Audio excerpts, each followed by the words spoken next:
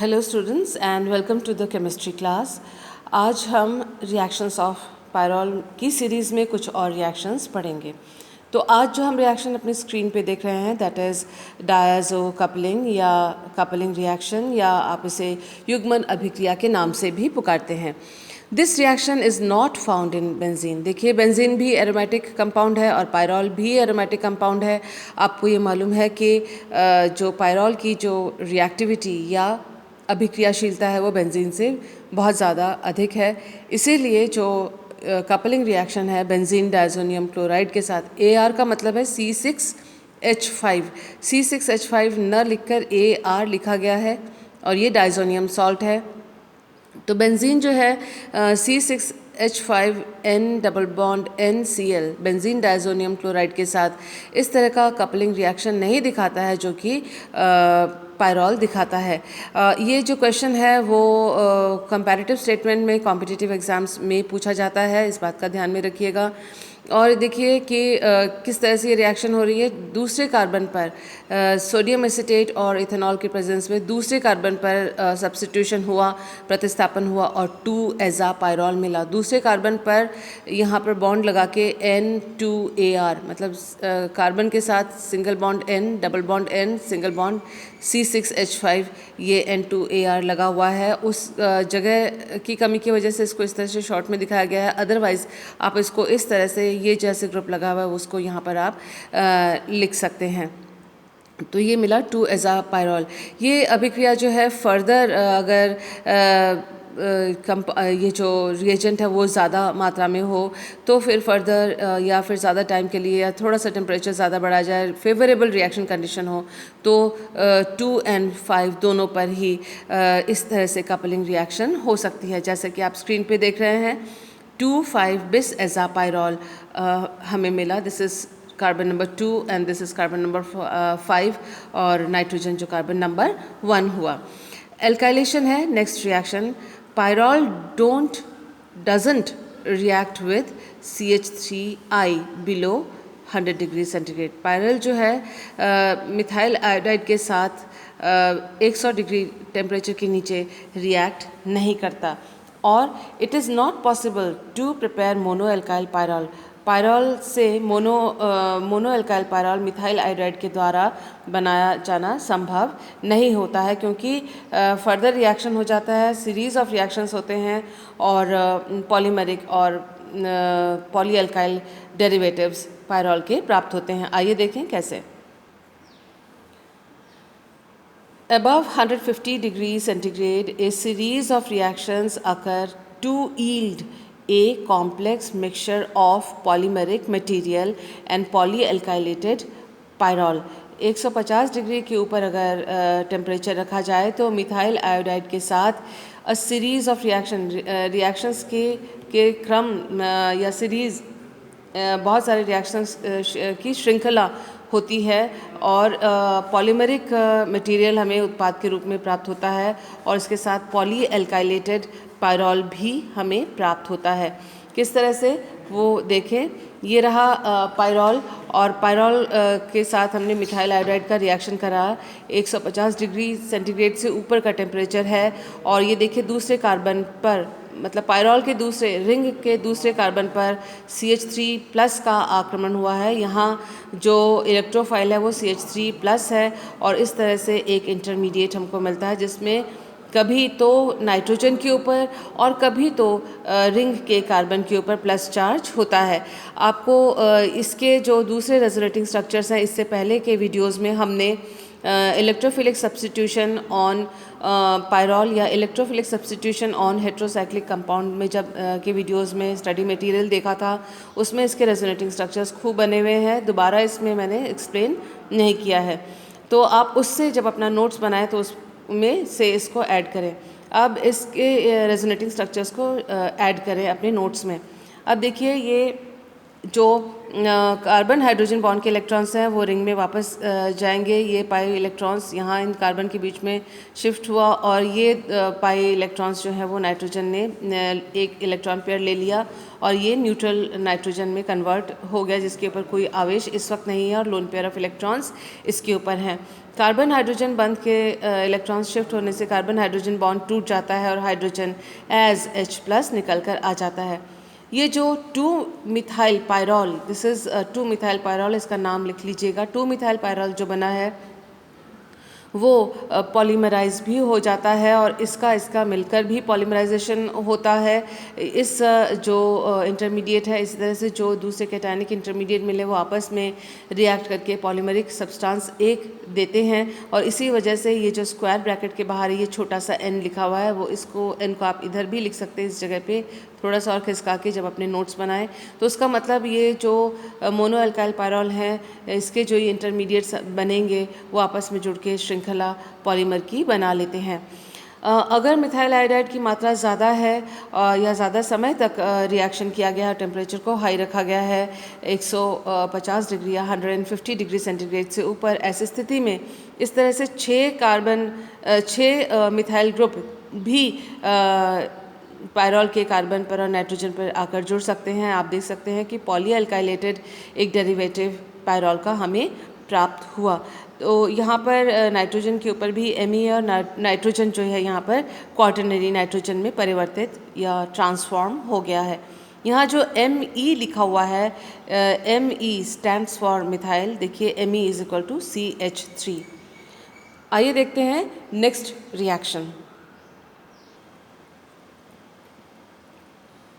Next reaction है आपकी screen पे एसिटाइलेशन ऑफ पायरॉल।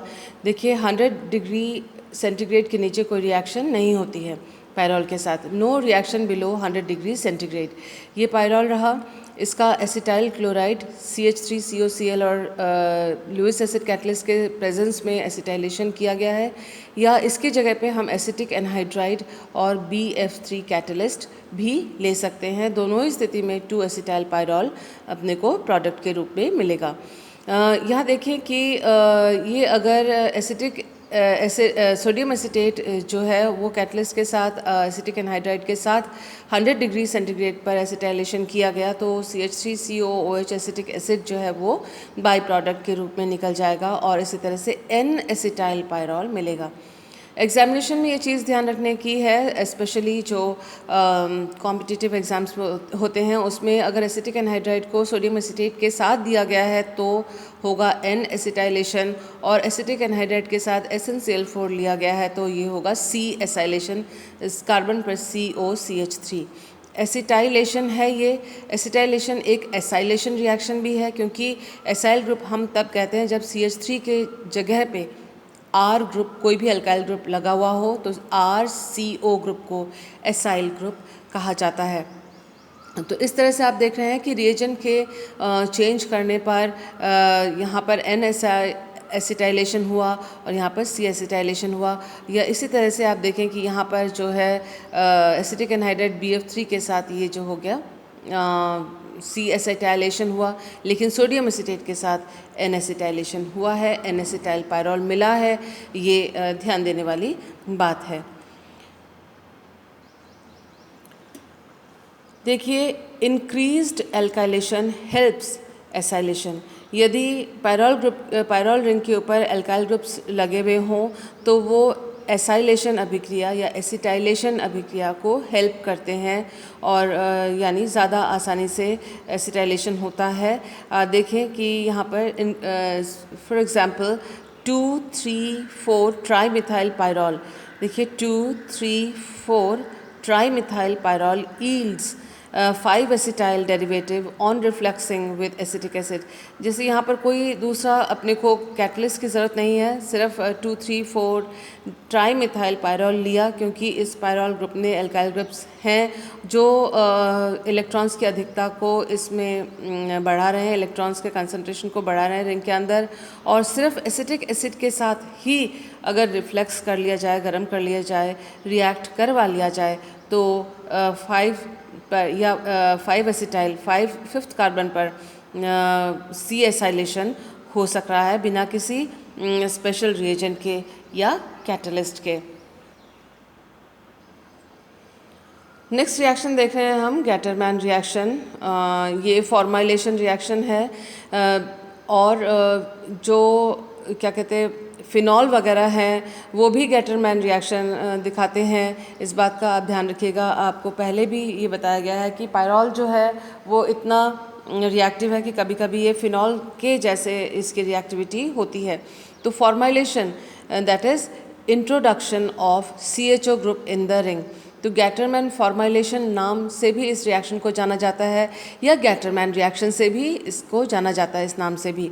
तो फॉर्माइलेशन का मतलब है कि रिंग में CHO यानी फॉर्माइल ग्रुप को डालने या जोड़ देने का जो रिएक्शन है उसको फॉर्माइलेशन रिएक्शन कहा जाएगा। और ये डिस्कवरर के नाम के ऊपर, गैटरमैन के साइंटिस्ट के ऊपर ये नाम है, गैटरमैन फॉर्माइलेशन रिएक्शन।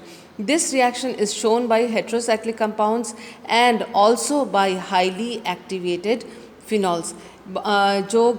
ये हेट्रोसाइक्लिक कंपाउंड्स तो गैटरमैन रिएक्शन को दिखाते ही हैं, इसके अलावा हाईली एक्टिवेटेड फिनॉल्स का मतलब है जैसे किसी भी फिनोलिक जो कंपाउंड हो उसमें एक से ज़्यादा OH ग्रुप्स हों या और सक्रियणकारी समूह हो तो वो भी गैटरमैन रिएक्शन को, फॉर्माइलेशन रिएक्शन को दिखाते हैं। ओवरऑल रिएक्शन देखिए, पायरॉल को जिंक साइनाइड के साथ HCl के साथ और HCl के साथ रिएक्ट करवाया गया और जो उसके बाद उसका हाइड्रोलिसिस यानी वाटर के साथ रिएक्ट करवाया गया। तो इस तरह से C फॉर्माइल जो है पायरॉल अपने को मिलता है, 2 पे फॉर्माइल ग्रुप लगा हुआ है यहाँ पर। और रिएक्शन देखिए, ये पायरॉल है जिंक साइनाइड के साथ HCl के प्रेजेंस में रिएक्शन करवाया गया। तो इस तरह से सेकेंड नंबर कार्बन पर CH डबल बॉन्ड NH ये जो इम्यूनो ग्रुप है वो आके जुड़ जाता है और वाटर के साथ H2O के साथ अगर रिएक्शन करें, देखिए इस तरह से बॉन्ड कार्बन और नाइट्रोजन का जो डबल बॉन्ड है वो इस तरह से ब्रेक होगा। उसको शॉर्ट में दिखाने के लिए H2O ये वाटर का मॉलिक्यूल है, H2 नाइट्रोजन के साथ तो NH3 और CH ऑक्सीजन जो है कार्बन के साथ तो CHO। तो इस तरह से CHO यहाँ पर सेकेंड जो कार्बन है उसमें लगता हुआ दिखाया गया है। आइए अब देखते हैं इसका मैकेनिज़्म। पहला स्टेप मैकेनिज्म है जनरेशन ऑफ इलेक्ट्रोफाइल यानी इलेक्ट्रॉन स्नेहिका बनना। इसमें देखिए जिंक साइनाइड के साथ HCl के 2 मॉलिक्यूल्स जुड़े और ZnCl2 और 2HCl बना। ये जिंक क्लोराइड जो है वो HCl के मॉलिक्यूल के साथ दोबारा रिएक्ट करता है, इस तरह का एक कॉम्प्लेक्स सॉल्ट वो देता है। अब देखिए कि नेक्स्ट स्टेप में HCN जो बना था है वो इस कॉम्प्लेक्स सॉल्ट के साथ रिएक्ट करके इस तरह से HC ट्रिपल बॉन्ड NH ये आयन और ZnCl2 और Cl माइनस ये आयन्स और ये प्रोडक्ट ये देता है। ये जो इम्यूनोफॉर्माइल आयन है ये इसका रेजोनेटिंग फॉर्म दूसरा है, ये इसका रेजोनेटिंग फॉर्म है। यहाँ पर नाइट्रोजन के ऊपर जो है वो प्लस चार्ज है और यहाँ पर कार्बन के ऊपर प्लस चार्ज है। तो जो इम्यूनोफॉर्माइल आयन है वो इलेक्ट्रोफाइल की तरह है, गैटरमैन फॉर्माइलेशन रिएक्शन में पायरॉल पर आक्रमण करता है। आइए देखें कैसे। देखिए स्टेप 1 में इलेक्ट्रोफाइल बना था और स्टेप 2 में जो इलेक्ट्रोफाइल है वो पायरॉल के ऊपर अटैक कर रहा है, इलेक्ट्रोफिलिक अटैक। तो यहाँ पर आप लिख सकते हैं electrophilic attack on pyrrole. Second carbon पे आक्रमण दिखाया गया है। इस कार्बन पर, हर कार्बन पर एक एक हाइड्रोजन है, तो इस कार्बन का हाइड्रोजन अब इस प्रकार से दिखाया गया है और कार्बन के बीच में बॉन्ड बना तो C बॉन्ड बना, डबल बॉन्ड NH ये रहा। और ये जो कार्बोनियम आयन या जो ये कैटायनिक इंटरमीडिएट बना, इसका रेजोनेटिंग फॉर्म यहाँ दिखाया गया है। देखिए ये डबल बॉन्ड यहाँ शिफ्ट हुआ तो प्लस चार्ज इस वाले कार्बन पर आएगा जो कि यहाँ पर दिखाया हुआ है और ये जो डबल बॉन्ड है ये इन दोनों कार्बन के बीच में चला आया। ये नाइट्रोजन का जो लोन पेयर ऑफ इलेक्ट्रॉन है उसने इस इलेक्ट्रॉन की कमी वाले, डेफिशिएंट वाले स्पेस में उसने अपना शिफ्ट किया और नाइट्रोजन के ऊपर इलेक्ट्रॉन्स की कमी हो गई और नाइट्रोजन पर 3 बॉन्ड की जगह एक और बॉन्ड जो है वो कार्बन और नाइट्रोजन के बीच में बना, जिसकी वजह से इस तरह का एक और स्ट्रक्चर अपने को कैटायनिक स्ट्रक्चर मिलता है। कुल मिलाकर कहने वाली बात यह है, समझने वाली बात यह है कि जो इलेक्ट्रोफाइल के अटैक के बाद जो इंटरमीडिएट, कैटायनिक इंटरमीडिएट बनता है, मध्यवर्ती बनता है कैटायनिक, वो रेजोनेंस के द्वारा स्टेबलाइज्ड होता है। अब आए स्टेप 3 पे। स्टेप 3 इज़ डी प्रोटोनेशन, यानी प्रोटॉन का निष्कासन होता है। तो यहाँ पर हमने इस वाले स्ट्रक्चर को लिया है, एक रेजोनेटिंग फॉर्म को लिया है, किसी को भी आप ले सकते हैं, इसको हमने लिया है और कार्बन हाइड्रोजन बंध के इलेक्ट्रॉन को, इसको रिंग को वापस दिया है। तो एक ही एरो के द्वारा आप प्रोटॉन का निष्कासन दिखा सकते हैं। अगर आपने इस वाले स्ट्रक्चर को लिया होता तो यहाँ पर शिफ्ट दिखाते, फिर इसको यहाँ पर शिफ्ट दिखाते, फिर इसको यहाँ पर शिफ्ट दिखाते, तब जाकर आप इसको बना सकते थे। तो आप दोनों, इन तीनों स्ट्रक्चर्स में से कहीं से भी इस चीज़ को दिखा सकते हैं। कुल मिला के ईजी होने के लिए, ईजीली समझाने के लिए इस वाले स्ट्रक्चर का इस्तेमाल यहाँ पर समझाने के लिए किया गया है। तो देखिए, कार्बन हाइड्रोजन बॉन्ड के इलेक्ट्रॉन्स इस कार्बन कार्बन के बीच में गया। हाइड्रोजन इज़ इलेक्ट्रॉन डेफिशिएंट, अपने इलेक्ट्रॉन्स ये यहाँ पर बंध के इलेक्ट्रॉन्स कार्बन कार्बन को दे चुका। तो कार्बन के बीच में सिंगल बॉन्ड था, अब वो डबल बॉन्ड हो गया है। और carbon hydrogen double bond NH, तो CH डबल बॉन्ड NH जो है वो बचा रहा, यहाँ पर डबल बॉन्ड आ गया। ये एरोमेटिक सिस्टम हो गया है, लेकिन अब इसका हाइड्रोलिसिस होना बाकी है। तो स्टेप 4 में देखिए हाइड्रोलिसिस होता है और ये वाटर के प्रेजेंस में इस तरह से ये वाला बॉन्ड टूटता है। CH डबल बॉन्ड O इधर आ जाएगा और 2 H2 इसके साथ, यानी NH3 निकल कर बाहर आ जाएगा और कार्बन हाइड्रोजन बॉन्ड का लाइसिस यानी ब्रेकिंग हो जाएगा। हाइड्रोलाइसिस, हाइड्रो यानी वाटर, लाइसिस यानी ब्रेकिंग।